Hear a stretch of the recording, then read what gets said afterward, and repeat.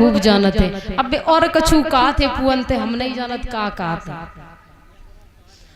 ब्राह्मण जी बोले कि मेरी बहुत इच्छा हो रही है, तुम पुआ बनाओ, बढ़िया बनाओ, सौंफ वोंफ डाल के अच्छे बनाओ। बोले ठीक है। तो ब्राह्मणी चली, जाए के रसोई घर में पहुंची और बिन्ने पुआ बनाए परीक्षित महाराज।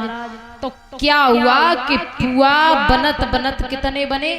7, गिनती के 7 बन पाए।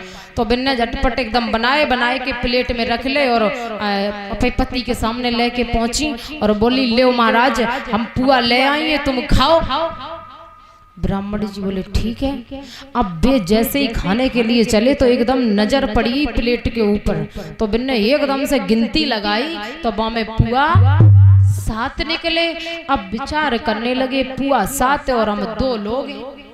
अब जब समझ में नहीं आ रहा है कि हम कितने खाएं और कितने इनको देवें। अब ब्राह्मण जी सोच रहे अगर हम 4 खाए रहे तो ब्राह्मणी को 3 ही मिल रहे हैं। और बिन्नेऊ नजर एकदम से डाली और बिन्नेऊ गिनती गिर रही। अब वे सोच रही है ऐसा करें हम 4 खाए लें और इनसे कह दे तुम 3 खाए ले। वो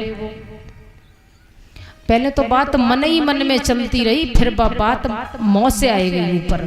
तो एकदम से धर्मपत्नी उनकी बोली, ऐसा करो महाराज आप 3 खाए ले और हम 4 खाए ले।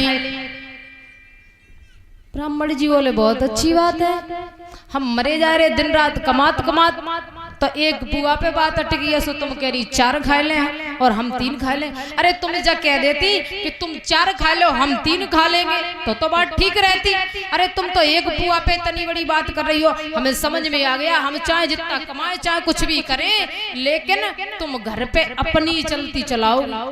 अब भैया वे तो चुपचाप रह गई। थोड़ी देर के बाद बोली ठीक है तो अब तो जो तुम्हारी इच्छा हो वो करो। ब्राह्मण जी बोले ठीक है, एक बात बताए रहे हम। अब ब्राह्मण जी बोले देखो ऐसा है हम न्याय अभी करते हैं। बोले ठीक है। तो ब्राह्मण जी बोले देखो घड़ी में टाइम देख लो कितने बज गए। बोले ठीक, देख रहे टाइम देखा। बोले 4:10 हो गए हैं। बोले हो गए?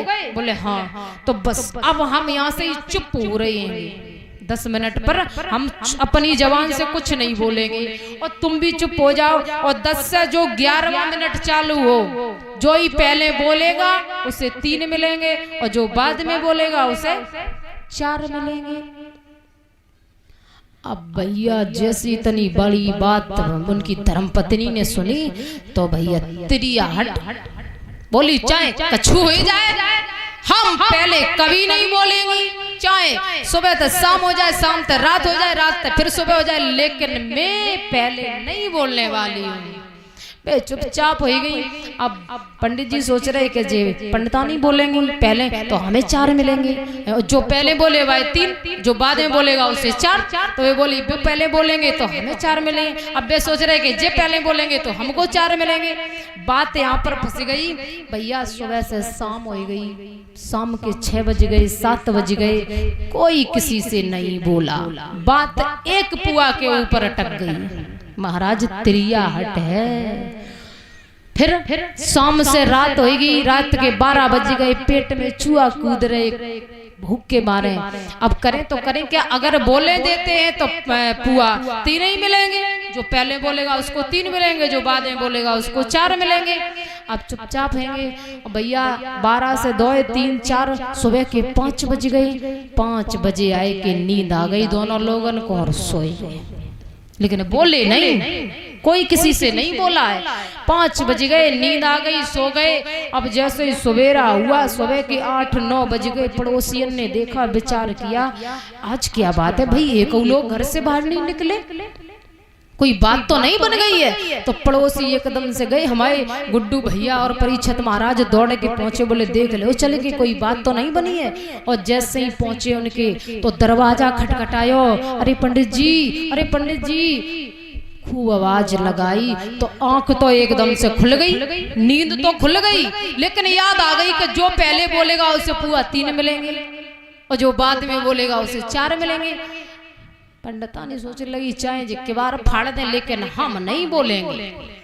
पंडित जी बोले चाहे कुछ हो जाए हम भी नहीं बोलेंगे, अब तो सुबह हो गया है। पंडित जी भी नहीं बोले। अब दोनों लोग आंखें खोले और परे कमरा के अंदर खूब दरवाजा खटखटाया, खूब खटखटाया, लेकिन एक भी लोग नहीं बोले। अब छज्जा से ऊपर चढ़ के देखो रोशनदान से, तो दोनों लोग आंखें खोले पड़े। विचार किया गुड्डू भैया, बोले ऐसो करो, देखो परीक्षित महाराज, हमें ये लग रहा है कि जब लोग खत्म होते हैं तो किसी के प्राण आंखन से निकल जाते हैं तो आंखें खुली रह जाती हैं। हमें ये लग रहा है कि दोनों लोग खत्म हो गए और उनके प्राण आंखन से निकल के चले गए, इसलिए दोनों लोगों की आंखें खुली हैं। अब एकदम से दरवाजा तोड़ दिया, दरवाजा तोड़ करके खूब हिलाया झुलाया, नहीं बोले। बोले हमें ये लग रहा है कि ये मर गई। अब 2 अर्थियां तैयार कर ली, 2 अर्थियां तैयार करके एक पे पंडित जी को लिटा लो, एक पे पंडितानी को लिटा लो। पंडितानी बोली चाहे जिंदा जल जाए लेकिन हम पहले नहीं बोलेंगे, हमें पुआती नहीं मिलेंगे। पंडित जी बोले हम भी नहीं बोलेंगे अगर तू नहीं बोलेगी। क्या एक दूसरे से कोई कुछ नहीं रहा है, मन ही मन में चल रहा है ये सब कुछ। ठीक भैया 2 अर्थी बन गई, कोई रोने धोने वाला नहीं था, बस ऐसे आस पड़ोसियों ने रोया और बस दोनों अर्थियां उठा के शमशान घाट के लिए चल दिए। अब ब्राह्मण जी मन में विचार कर रहे कि हमें ये लग रहा है कि ये नहीं बोलेगी और इस हिसाब से ये मरवा देगी मुझे। फिर पंडित जी मन में सोच रहे हम भी नहीं बोलेंगे, अगर ये मरे हम मरेंगे तो ये भी मरेगी, साथ में तो ये भी मरेगी, हम नहीं बोलने वाले। भैया शमशान घाट पे पहुंच गए, दोनों अर्थियां रख दी, चारों तरफ से लकड़ियां कंडा रख दिए। जब कंडा लकड़ियां रखने के बाद अग्नि चलने के लिए जब तैयार हुई, आगी जलाने के लिए, अब ब्राह्मण जी ने मन में विचार किया कि त्रिया हट है और ये नहीं बोलेगी, हमें समझ में आ रहा है, हमें ये लगता है कि ये मुझे जिंदा ही मरवा देगी। उसी समय ब्राह्मण जी एकदम से अर्थी समेत खड़े हुए, बोले कि तू 4 खाए लिए हम 3 खाए लिए, तू 4 खाए लिए हम 3 खाए लिए, तू 4 खाए लिए हम 3 खाए लिए। तो भैया जो जलाने वाले लोग थे वे 7 ही थे, जो जलाने के लिए ले गए 7 ही लोग वे थे। अब उन्होंने जैसे ही देखा कि दोनों लोग खड़े हैं, अर्थी पीछे लगी, तो हमें ये लग रहा है कि पंडित पंडितानी भूत बन गए, तो बोल रहे कि तू 4 आदमी खाए ले और हम 3 खाए। तो भैया कहने का मतलब ये है कि ये त्रिया हट है। परीक्षित महाराज जमाई भाभी को अगर गुस्सा हो जाए कऊ चीज को तो ले आए दियो, हम नहीं जानते ना, मामला कर्रे में पड़ जाएगा। बोल वृंदावन बिहारी लाल की। अब एक भगवान का संकीर्तन और उसके बाद